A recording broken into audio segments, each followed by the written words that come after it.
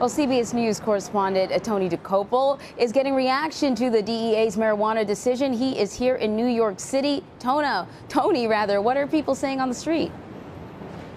Hey, Anne-Marie. People in the general public have been dealing with marijuana as a Schedule I controlled substance since 1970. In that category, it was put in that category as a result of a decision by law enforcement, not doctors. At the time, in 1970, not that many people really cared because marijuana, believe it or not, wasn't a very popular drug.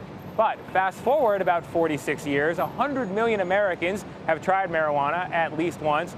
Majorities support legalization for recreational, and big majorities support legalization for medical use. And so when you talk to people out here on the streets of New York or anywhere in the country, as I've done over the last few years, there is outright mystification, confusion, confoundment when it comes to the government's, at the federal level, the government's continued position that marijuana is a dangerous substance and the experience of so many Americans. So I caught up with some of those Americans just a few moments ago, and here's a little bit of what they had to say.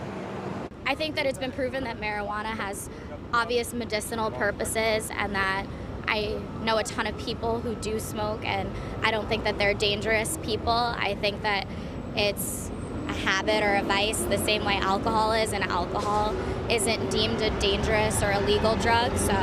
It should probably be less regulated, dealt with differently, more like tobacco or alcohol in general. Same concept. They're both gateway drugs to harder things. They're all equal in that sense. Instead of having a war on drugs, let's tax the crap out of it. So your advice to the DEA is don't wait for the research, try some yourself. Yeah, just try it, yo. Why not?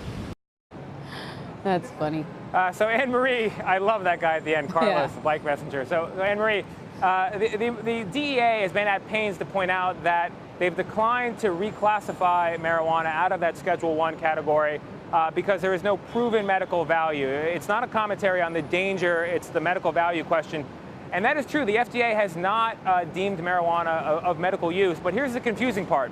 The plant itself is not considered to be of any medical value, but two chemical extracts from the plant do have FDA approval for treatment of medical conditions. So there's a funny distinction going on here that will hopefully be resolved. People who support marijuana legalization say hopefully be resolved as the DEA clears some of the hurdles that have prevented wider clinical scale, pharmaceutical scale research into what the plant itself may offer as a total entity. Anne-Marie. Yeah, and Tony, we would be remiss if we do not mention that you have a very personal connection to this public debate. That is true. One of the more interesting stories I ever pursued as a journalist was the story of my own family's epic career in the marijuana business.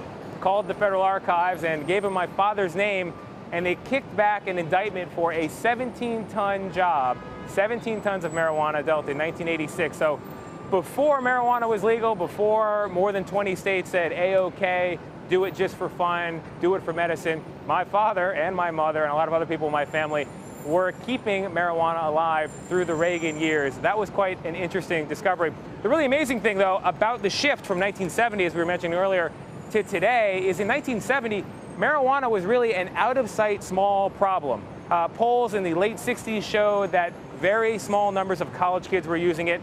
Then it doubled again, and now more than 100 million Americans, according to polls, have tried this drug at least once. So a big change. The government is no longer in a position, as they were in 1970, to declare facts about marijuana without running into people's perception in the general public that, hey, wait a minute, I know that drug you're mentioning, and I don't recognize those side effects or those issues at all. So yeah, fascinating personal discovery, and also one that tracks with the nation itself as it moves from deep skepticism about marijuana to more broader acceptance. Anne-Marie. Yeah, very interesting. We may have to have your dad on here on CBSN and talk to him. Tony DeCopel, thank you.